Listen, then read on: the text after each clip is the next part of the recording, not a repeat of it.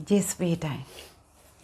රහසක් පවසමි පුතුනේ අසනු මැන හදවත සවන යොමා.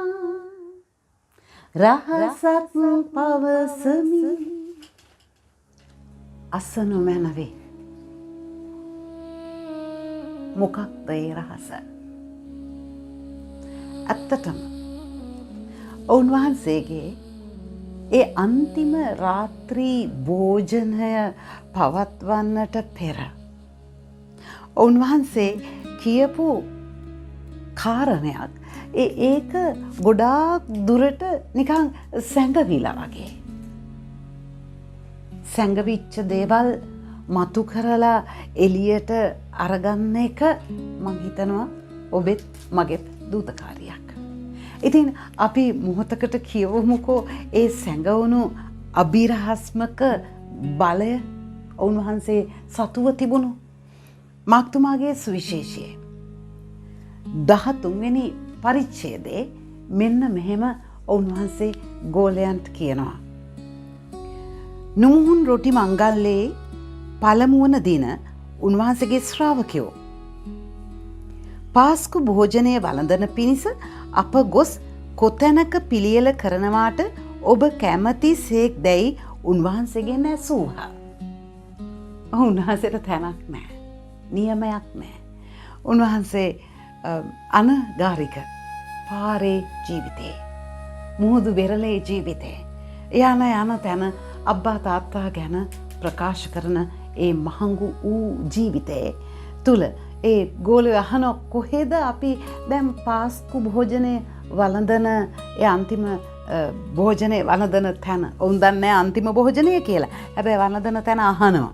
එතකොට උන්වහන්සේ එවිට උන්වහන්සේ තම ශ්‍රාවකයන් දෙදෙනෙකු යවමින්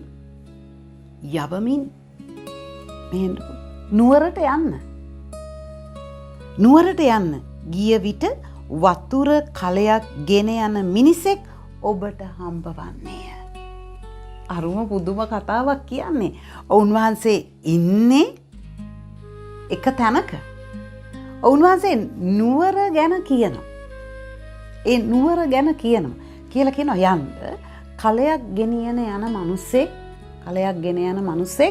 ඔබට හම්බ වෙයි. ඊට පස්සේ අපි බලමු. ඔබට හමුවන්නේ. ඔහු පස්සේ යන්න. ඔහු පිටිපස්සේ එමින් යන්නකෝ. ඔහු යම් ගෙදරකට ඇතුළු වන්නේද ඒ ගෙහිමියාට කතා කොට ඔහු යන ගේ හොඳට බලාගෙන ඉන්න. ගියාට පස්සේ ඒ ගෙහිමියාට කතා කරන්න. කතා කරලා මෙන්න මෙහෙම කියන්න. මාගේ ශ්‍රාවකයන් සමග පාස්කු භෝජනය වළඳන පිණිස මට වෙන් කළ කාමරය කොහිදැයි කියා ස්වාමින් වහන්සේ අසන සේකැයි කියන්න. හරි පුදුම කතාවක්. ගුරුදේවයන්න් වහන්සේ පාස්කු භෝජනය වළඳන්න යන ඒ කාමරය කොහෙද තියෙන්නේ කියලා ඒ ගෙහිමියාගෙන් අහන්න කියනවා. ඊට පස්සේ එවිට සකස් කොට සූදානම් වී ඇති. දැන් පුදුම වැටේනේ. සකස් කරලා තියෙනවා කාමරයක්. උන්වහන්සේ මෙහෙ ඉඳලා දකින්න නුවර ඒ ගෙදර සකස් කරලා තියෙන කාමරේ. හරි යමු අපි ඊට එහාට. මාගේ ශ්‍රාවකයන් සමග පාස්කු භෝජනයේ වළඳන පිටිස මට වෙන් කළ කාමරය කොහිදැයි කියා ස්වාමින් වහන්සේ අසනසේකයි කියන්න. එවිට සකස් කොට සූදානම් වී ඇති ලොකු උඩුමහල් කාමරයක් ඔහු ඔබට පෙන්වනු ඇත. එහි අප පාස්කු භෝජනයේ පිළියෙල කරන්නයි ඔවුන්ට වදාළ සේක. ශ්‍රාවකයෝ පිටත්ව නුවරට ගියහ. උන්වහන්සේ ඔවුන්ට කී ලෙස සියල්ලම සම්භවිය. ඔහුද පාස්කු භෝජනය පිළියෙල කළහ. දේව වාක්‍යයේසය. උන්වහන්සේගේ අරුම වූ පුදුම වූ දැන ගැනීමේ දීමනාව.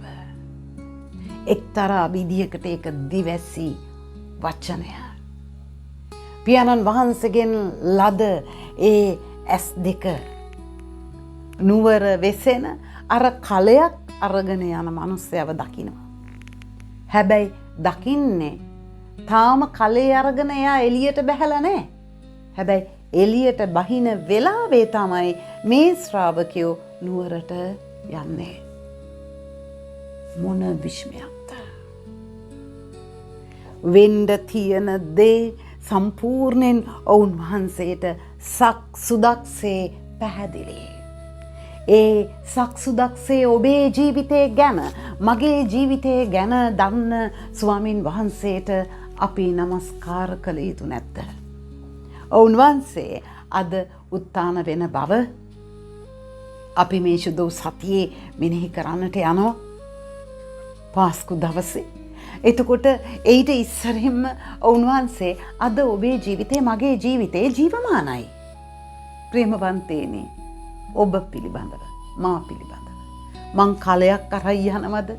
මං වාහනයක් පැදගෙන යනවද? මං කරන රැකියාව, මං මොනවද කරන්නේ, මං මොනවද කතා කරන්නේ, මං කොයි විදිහටද හැසිරෙන්නේ, පවතින්නේ කියලා ඔවුන් වහන්සේ දන්නවා. ඒ ඔවුන් වහන්සේට ඔබ මම ගණන් දිය යුතු නිසා මනස්ථාපනය වෙමින් සිත් හරවාගෙන